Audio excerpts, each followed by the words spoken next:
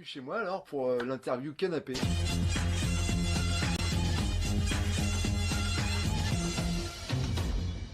Voilà.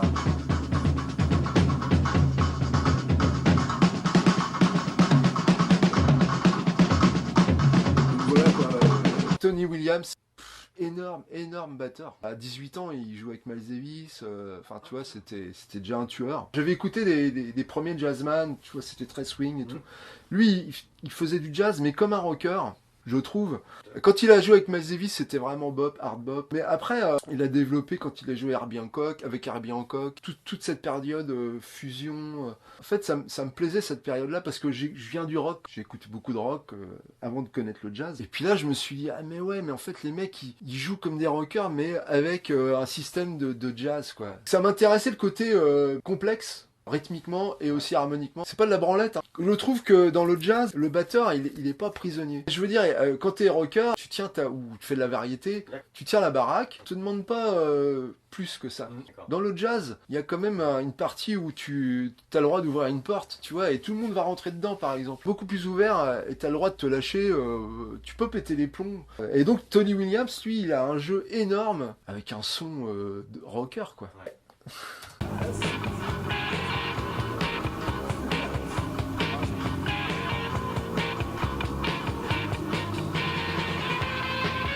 Alors là, pour le coup, là, je suis pas à la batterie. Alors, c'est moi qui joue. C'est mon premier groupe de rock. Et j'avais 16 ans, quoi. Et voilà, quoi, en sortant du collège, du lycée, on répétait et puis on jouait dans la région, donc région rouennaise. On a fait des salles de la région, quand même. Ce qui m'intéressait, c'est de monter sur scène. Et puis là, j'avais une guitare, mais on m'aurait filé une basse. Je m'en foutais, en fait. Ce que je voulais, c'était jouer sur scène. Quand on est ado, c'est difficile de s'exprimer. Bah, en tout cas, moi, j'avais du mal à m'exprimer, tu vois, avec mes copains et tout.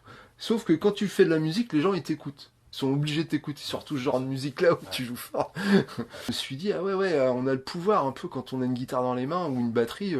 Et moi, j'ai trouvé ça super. À cette époque-là, on répétait, puis c'était assidu quand même. On travaillait le truc, on avait un répertoire. C'était sérieux, quoi. Quand il y en a qui venaient pas en répète, ils se faisaient engueuler, quoi. C'est bien, c'est bien. Le truc. Bon, on a joué dans les salles, genre à l'époque ça s'appelait Studio 44, mais qui a ensuite s'est appelé l'Exo 7 par exemple, qui n'existe plus maintenant. Mais voilà, on a fait des premières parties, on a vraiment des trucs sympas, puis aussi dans des bars malfamés et tout. Enfin, ça picolait, quoi.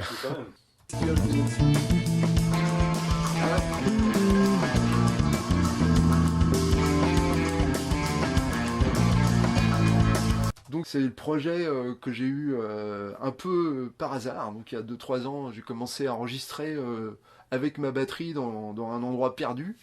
On a enregistré dans la piscine d'Arc-la-Bataille, dans le bassin. Donc j'ai fait ça avec un pote qui bosse toujours avec moi, qui s'appelle Vincent. J'ai enregistré la batterie dans le bassin sans flotte, puisque la piscine elle est abandonnée, quoi. J'ai mis 2 caméras et j'ai enregistré une partie de batterie. Ensuite j'ai ramené le son de la batterie. Et puis David, un copain bassiste, David Jacob, a posé une basse. Ensuite j'ai un pote guitariste qui a posé une guitare. Et puis je me suis dit, tiens, c'est marrant, c'est ce concept-là. J'en ai parlé avec David qui m'a dit, bah tu devrais en faire plein.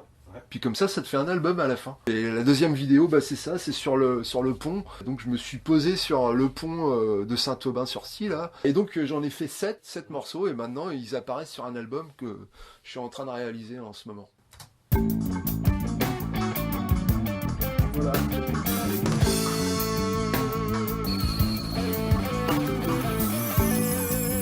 Alors donc ça, je parlais de l'album, justement, ça c'est les images donc j'ai filmé avec mon téléphone. Mais j'ai mis un son qu'on a enregistré en studio. Et puis je suis très content de ça, quoi, parce que ça a mûri, c'est pas que de la musique, il y a aussi des images dessus. Ouais. Il y a un film qui est en train de se construire, qu'on est en train de faire. Là d'ailleurs on continue le tournage demain là avec Vincent. Tout va sortir en même temps, donc l'album il sort en CD, il sort en vinyle. Et ça marche bien, il y a déjà pas mal de gens en préachat l'ont déjà acquis, quoi. Parce que ça revient beaucoup en fait le vinyle. Et puis il y a une formule aussi où il y a un film, c'est l'histoire d'un personnage qui est devant son téléviseur, il apprend les nouvelles, il prend le téléviseur et il va se balader dans la rue avec son téléviseur à la main. Ces trucs, c'est pareil, on est 2 à faire c'est toujours équipe super réduite, comme sur nos vidéos en fait. J'enchaîne. Vas-y. Sur ton bateau, sais que maintenant, c'est toi, la mer et puis ton Ah bateau. ouais. T'as jamais navigué, t'as fait 3 jours de voile sur les lacs. Ouais, le mec. Et en fait, ce mec-là, moi j'entendais, je le connaissais de réputation, mais il y a quelques années, j'ai commencé à regarder un peu ses vidéos, mais je trouve ça hallucinant, quoi. Le mec, là, il explique, il avait jamais navigué, et le mec, il décide de faire le tour du monde par l'équateur. Il fait 3 jours d'apprentissage, savoir piloter un voilier. Il se démerde, il part. L'idée, c'est de partir en solitaire et de jamais utiliser un véhicule à moteur. Le mec, il a traversé l'Atlantique. Après, il arrive en Amérique du Sud, il traverse le Brésil. Il arrive de l'autre côté de la mer et il traverse l'océan Indien. Et après, enfin bon, un truc qui met plus de 2 ans à faire ça. Ouais, je trouve que c'est impressionnant parce que d'abord, tu te demandes pourquoi il fait ça. Mais je trouve que c'est une leçon de vie parce que on est tous un peu comme ça, ouais, à se prouver des choses à soi-même. Dans ma musique, des fois, c'est un peu le challenge quand même. Mais à tous les niveaux, quoi. C'est bien d'essayer de se dépasser parfois. J'aimerais bien rencontrer un type comme ça, en fait. Non, mais c'est une leçon de vie parce que faut essayer de se bouger le cul, quoi.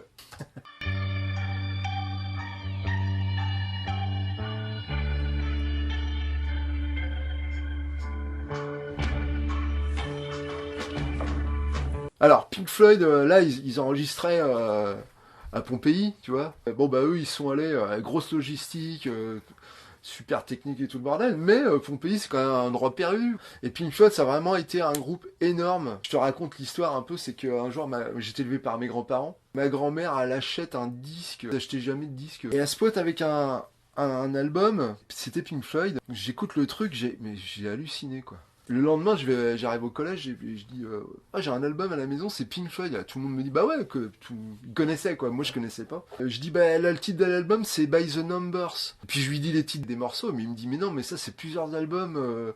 Et en fait, j'ai compris après que c'était un cover. C'est un groupe qui s'appelait The Numbers. Et puis il faisait un cover de Pink Floyd et le mec il vendait ça quoi, tu vois. Alors je m'étais tellement habitué au son du cover, que quand j'ai acheté l'album vraiment, je dis mais putain c'est bizarre, le son est pas le même et tout. Et voilà comment j'ai connu Pink Floyd. Puis après j'ai acheté les vrais albums, et puis ça c'est dans, bah c'est Echoes je crois, c'est dans l'album Echoes. Et bah, c'est un super album.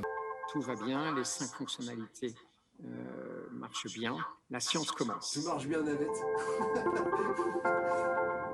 C'est la planète Mars, évidemment. Depuis qu'il y a un module qui se balade, il y a des images qui nous arrivent et moi je trouve ça mais hallucinant. Ma copine elle me dit bah quoi, c'est des cailloux quoi.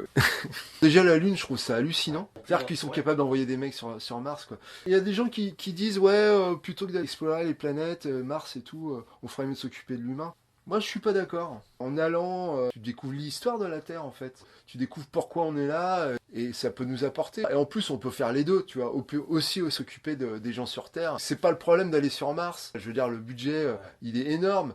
Mais je pense que le budget pour faire la guerre, il est énorme aussi, tu vois. Je pense que sur Terre, il y a plein de choses à apprendre aussi. Si on va sur Mars, on va apprendre sur la Terre. La science, c'est génial, quoi, la science. D'ailleurs, s'il y avait pas ça, je pourrais pas parler devant tes caméras, quoi. Genre, les mecs qui gueulent, on va sur Mars et tout, ils ont quand même un ordinateur, quoi.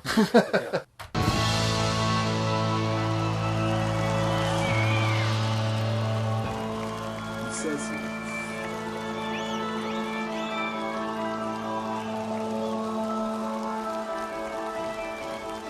Tu dis qu'on arrête. Voilà. We don't get full again. Bah ouais, The Who, quoi. Là, j'étais un peu plus vieux, enfin, par rapport à Pink Floyd, où j'étais vraiment ado. Les Who, je sais pas, j'avais 18 ans quand j'ai découvert. Mais c'est un pote qui m'a fait écouter ça. Je dis, non, mais ça, ils sont fous, les mecs. Là, je commençais à m'intéresser à la batterie. Et franchement, Keith Moon... Enfin, franchement, maintenant, on pourrait dire que c'est quelqu'un qui joue mal parce qu'il est pas en place. Bah, c'est-à-dire que techniquement, bah, je suis pas en train de dire qu'il joue mal, c'est pas ça. C'est que à l'époque, il y avait déjà des mecs qui étaient beaucoup plus précis. Les icos qui jouaient avec lui, ça les gavait. Selon ce qu'il avait pris comme drogue, soit il jouait doucement ou rapide, le tempo, il faisait ça. En fait, quand t'es batteur professionnel, normalement, tu dois tenir ton rôle de, tu vois. Lui, il était là pour s'éclater, quoi. Et en fait, c'est pour ça que les Who ont fonctionné aussi, parce qu'il était fou, ce mec-là. Sur cette vidéo, allez voir, il a un casque, et ils ont scotché le casque. Et pourquoi il a un casque? En fait, c'est que sur ce morceau-là, il y a une séquence qui tourne. Et on voit bien, là, ils sont 4. Si t'écoutes l'album, tu vas voir, il y a une séquence voilà, qui est en marche. Et donc forcément, il y a un clic. Parce que s'il joue pas avec la séquence, le morceau, il fait ça. Comme il joue pas en place, ils ont mis un casque. Il est mort super jeune, ce mec-là. Il fallait qu'il arrête de picoler et il a pris des médocs. Mais il en a pris trop, donc il en est mort. Overdose de médoc. Quand j'ai découvert ce truc-là, j'ai dit mais ils sont fous quoi. Et j'ai commencé à jouer de la batterie à ce moment-là. C'est lui qui m'a poussé à faire de la batterie, vraiment. Et je savais pas que j'allais faire du jazz plus tard. Hein. Pour moi, je voulais dialoguer avec ma batterie, mes fûts. J'avais pas, pour moi le tempo c'était pas un truc comme lui. Hein. C'était le bordel quoi. J'étais injouable en fait. J'ai saoulé tout le monde, mais moi. Pas, du coup. Le gaffard, ils m'ont pas mis là, ils me l'ont mis là sur la bouche. Après, j'ai arrêté la musique, j'ai fait autre chose, je suis parti à l'armée, tout ça. Voilà, j'avais ça dans la tête comme son de batterie. Avant de commencer à faire le métier, j'avais ce son-là, quoi. Schlag. You're here for a reason. You believe that, right? You know, Charlie Parker became Bird because Jones threw a symbol at his head. Alors ça tombe bien, je l'ai vu, mais alors je vais te dire un truc, en fait, j'aime pas.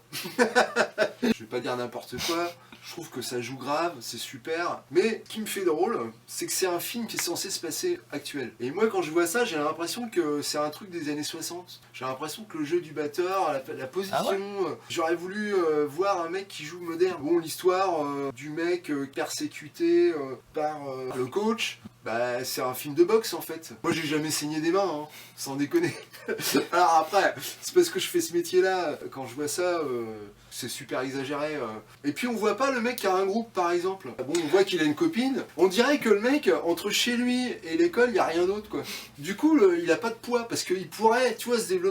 Moi j'aurais été réalisateur du film, j'aurais fait le mec qui se développe dans un groupe, qui se sent bien, montrer le contraste où t'es libre de faire ce que tu veux avec tes copains, et ça m'a dérangé en fait. Après moi j'ai kiffé la musique parce que ça joue, d'ailleurs le thème il s'appelle Whiplash, hein. Et c'est super quoi. Mais je trouve que c'est un style big band des années 60, tu vois. Je dis pas que c'est de la merde, c'est que en fait on voit un peu les ficelles, tu sais dans les films quand ils parlent d'un métier, quand tu fais ce métier là tu dis non mais c'est chelou quoi. Redemption songs. Parce que ce qui est drôle c'est que Emancipate yourself from mental slavery. None but ourselves can free our minds. Have no fear for atomic energy, cause none of them can stop the time. C'est Gaël Faye, il chante super bien. Won't you help to sing these songs of freedom? Cause all I ever C'est cool, hein. Bob Marley, c'est énorme. En fait, Bob Marley, lui, c'est un gros malin. C'est un reggae man, mais en fait, c'est de la pop qu'il fait. Il a pas gardé, tu sais, il est pas resté là-dessus. Voilà, quoi. C'est de la pop, quoi. Bob Marley, c'était un gros bosseur. C'est un gros travailleur. Le mec, il était au studio très tôt. Grosse carrière, quoi, derrière. C'est le dernier. Des femmes en 2021, tant mieux, je m'en réjouis. C'est une bonne évolution. Il n'y a pas de droit à agresser sexuellement ses collègues de travail, y compris quand on est un journaliste connu. Donc moi, je voudrais saluer le courage des femmes journalistes sportives qui ont parlé de ce qu'elles vivaient. Bah ouais, je suis assez d'accord avec elle. S'il est goujat, s'il est relou avec les nanas, c'est normal qu'ils sont... Enfin, je sais pas. Moi, je me permettrais pas de faire si c'est vrai, ce qu'il a fait. Moi, ma fille, elle m'a dit, ouais, y a des mecs qui passent, ils sifflent, même ma femme, hein. Je trouve ça c'est agressif, quoi. Même si c'est rien, coup de klaxon, bon, ça va 5 minutes, tu vois, mais je trouve ça relou, en fait.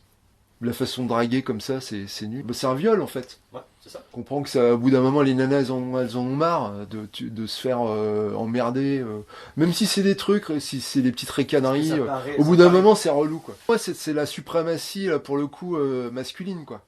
Tu vois. Donc c'est aussi une façon de tenir... Bah, c'est comme le racisme, en fait, c'est un peu la même chose. Finalement, tout se rejoint. Je trouve ça nul, et je trouve ça bien, en fait, que les mecs se fassent démasquer. Merci à toi, bah Kim. ouais, On va s'arrêter là. C'était cool.